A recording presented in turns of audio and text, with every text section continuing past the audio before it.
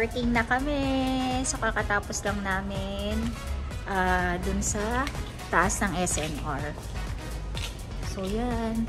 Dito kami sa baba mismo sa parking ng nila. Kasi medyo umuulan kasi kung doon kami sa taas, magpa-park. Kwento ko nga pala sa inyo kung ano nangyari dito sa kamay ko. Na may papasok ka pa dito? Wala na? Okay. Cut muna tayo.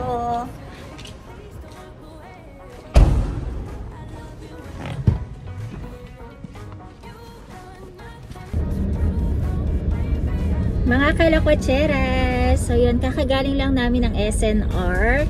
Yun nga, sabi ko nga sa inyo, kung ano ba yung nangyari dito sa kamay ko. Ito nga palang yung sa kamay ko to, kaya hindi ko masyado siyang magalaw.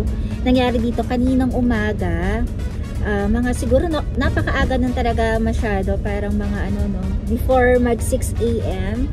So, gumagawa ako ng breakfast. So, anong nangyari dito, dumausdos yung kutsilong ginagamit ko, yung knife. Actually, kasi frozen kasi yung hotdog. So, anong nangyari doon, actually, patapos na ako dapat. Pagka ganun ko, nakat yung hotdog. Dumire-diretso siya sa ngayon dito sa kamay ko. Yung nangyari dito ngayon, medyo, mga kalakatseras, medyo malaki siya. So, parang 1 inch yung haba niya. Then, yung lalim niya, medyo malalim siya. Kaya, medyo magkahiwalay siya. Yung parang talaga, magkahiwalay siya talaga. As in, malalim siya. So, ngayon, kanina, natutulog si Nanab. Tuwakbo agad ako sa kwarto. Tapos, ang nangyari doon, ano siya, syempre, ano siya nagmamadali siya, syempre, kinabahan din siya, ako kinakabahan na, doon ko lang di pala nalaman na medyo nervyosa din pala ako, talagang ano ko, sabi nga na para daw akong merong panic attack na tinatawag nga, yun, kasi sobrang nilalamig ako, yung pawis ko, tapos yung pakiramdam ko sa loob ng katawan ko, pababa, parang feeling ko, nanlalamig ako, yun, tapos inom ako ng tubig, umiinom akong tubig, nang hinga kay nanab ng tubig, kasi talaga sobrang, tapos nakita rin niya ako, namumutla talaga ako na sobra, kasi dumudugo siya talaga, so pinanoan namin siya ng running water, then after nun, binalutan namin siya agad ng cotton, so yun, first time ko kasi makakita ng ganun, yung knife na yun, talaga sobrang, ano pa siya, matalas, kasi talagang kakabilang, yung mga binili namin nun sa Mandawi, so yan talagang kaya takot-takot ko. And kanina, so medyo nahimasmasan ako, kasi sabi niya na, biga mo na daw muna ako ulit, kaya nga siya kanina nag-work from home na lang, kasi talagang, grabe namumutla talaga ako ng sobra-sobra, na hindi ko maintindihan kung ano yung nararamdaman ko. Siguro sobrang takot, kasi first time ko lang talaga, na mahiwa, and masugatan ng ganon kalalim, and actually, ano naman, dumugo siya, tapos, nung binalutan na, hindi na naman siya nakikita dito sa may cotton. So, nangyari nun, mga after, 3 hours, noon ata, 3 hours, o 3 and a half, o mag-4, no? Sabi namin ni Nanab na palitan namin. So, medyo nawala na kasi yung nervous ko nung time na yon, pumayag akong palitan. So, ang ginawa namin, sabi na nabugasan ko daw ulit. So, hinugasan namin sa running water, yun, humapdi na naman. Tapos, naramdaman ko na naman kung ano yung nararamdaman ko nung mismong, nung time na nahiwa ko, bumalik na naman ulit siya na, para kung, hindi ko alam kung nervous ba tawag doon, mga kalakatseras, yung para kang, nalalamig ako ng bongga na pinagpapawisan talaga. Sabi nga nab sa akin na easy lang daw ako, ganyan, kasi namumutla na naman ako. Tapos yun, binalutan na namin. Tapos sabi nga namin na Nab na bukas na namin ulit to bubuksan. Tapos sabi ko siguro hindi ko na rin siguro siya yung nakikita. Hindi na rin naman namin to ipinatahi kasi sabi naman ni Nab na hindi naman kailangan itahiin to kasi kusa naman daw didikit to, di ba? Kusa naman daw siyang didikit. So yung haba kasi ng mga kalakatseras, andito siya sa side eh. Naramdam ko parang gumanon siya talaga na parang feeling ko buto na yung tinamaan niya kasi sobrang talim na kasi ang lakas eh.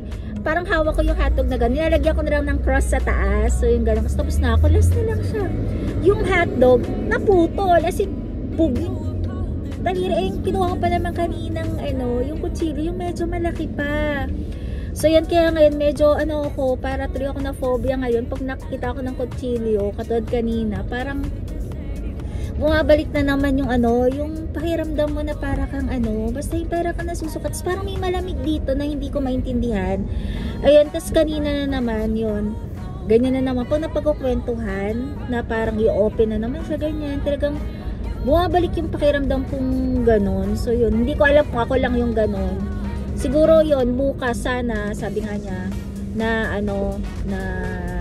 na rin daw siya sa akin. Kasi kapag nakikita niya akong talagang, talaga, kasi parang iba talaga yung nangyayari sa akin. Talagang, ewan ko, natatakot ako.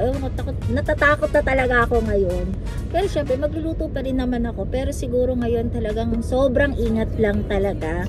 Kasi first time ko lang, sabi ko nga ganun, magto 2 weeks pa lang ako nagluluto. Ayun na, meron ng ganyan. Sabi nga ng office mate ko, marami pa daw yan. Sabi ko, wag naman sana. And sana, ito na lang, na sana mag-heal na siya agad. Sana magdikit. Kasi pag ina-open siya talaga nakahiwalay siyang ganun. So yun, lang din ako, kaya ayoko na rin pinag-uusapan. So yun yung nangyari, talagang grabe mga kalakatseras, ingat-ingat din talaga. So yun, plan din naman namin na baka dito sa kabila kasi meron na rin betadine. Kasi hindi naman nalagyan ng betadine to. Hinugasan lang talaga namin siya ng water. And wala rin naman dapat ikaw-worry kasi yung knife na gamit namin is bago pa rin naman talaga. At yung walang mga kalawang, walang kahit na Yun, kaya lang yung second time, yung yung after 3 hours or 3 and a half hours namin binuksan. Pinadaanan namin ulit ng water kasi pag binuksan mo siya, pag binuksan namin siya ni Nanab, so naka-open pa siya, bigla siyang dumugulang ulit. So yun, buti nga nag-i-stop siya. Yun lang ang maganda sa kanya. Kaya hindi nakakatakot. Pero ako, natatakot ako. So yun, yung mga kalakatseras yung nangyari sa akin na Na talagang grabe, parang ayoko nang mangyari ulit sa akin yun kasi first time ko, kasi hindi naman talaga ako nagluluto talaga. So syempre ngayon kailangan na namin magluto kasi may mga times na dito na kami umuwi sa condo, kaysa naman yung lagi kami nagpapadeliver, baka naman lalo kami magkasakit nun. So yun, siguro ingat-ingat lang, and syempre yun, lesson learned na kailangan yun nga, mag-ingat kahit na frozen na gano'n na matigas na yung kasi nga dilutuin ko na siya. Kasi dati naman okay naman, kaya lang kanina talaga pumalya lang talaga yung kutsilyo. Grabe, ayoko nang isipin yung nangyari yan. So yun mga kalakotseres, yung nangyari dito. May mga ngayon medyo okay na naman siya, pero dahil malamig dun sa loob ng SNR, sabi ko kay Nanab na parang kumikurot siya, yun lang. Pero hindi naman siya namamaga, yun ang maganda, wala naman kami nakikitang maga. And sana lang yun, pinagpe-pray ko na sana magdikit na rin siya agad. Kasi nga, di ba, nakat siya talaga. Mas mahaba siya. Kaya feeling ko, kaya siya parang nakahiwalay. Kasi medyo malalim eh. Nakahiwalay. Kasi, mahaba. So yun. Parang dito siya, sa banda dito, isang ganto, pa ganon. Buti nga, thanks God, kasi hindi naputol ng buo yung kamay ko. Kasi ang lakas talaga. Kasi ang taas eh. Pag ganun eh. So, yun lang mga kalakotseras. Yun. So, ingat-ingat lang din kapag naghihiwa kayo. Yun. Hindi ko ina-expect na mangyayari sa akin yun. So, yun. Siyempre, ayoko rin naman tiin to. Ayoko rin namang since nag-stop yung pag-bleed, yung nag-open lang kami kanina, kaya lang siya nagdugo. Pero bukas, yun, pag nilinis na naman to. Pero sabi ko kay Nana, parang hindi ko na kayang tignan. Kasi talagang, natatakot ako. Kasi parang, ewan ko, di ako natatakot sa blood, pero natatakot ako doon sa nakita ko na parang, nakabuka siya, diba? Nakabuka. So, yun lang mga kalakotseras. Yun, pauwi na nga pala kami. Anyway, pauwi na kami. So, nakaganto lang ako lagi. So, ito cotton lang to. And nilagyan lang namin ng yung parang scotch tape siya. Kasi wala naman kami available doon kanina. So, yun. Pauwi na kami ngayon. Kakagali lang namin sa SNR. So, yun lang mga kalakotseras.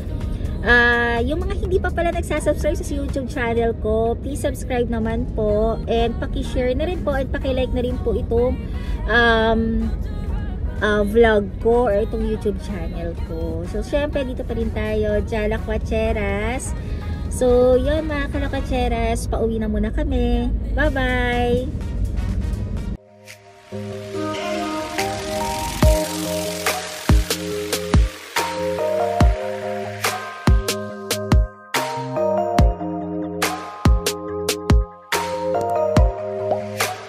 Bye.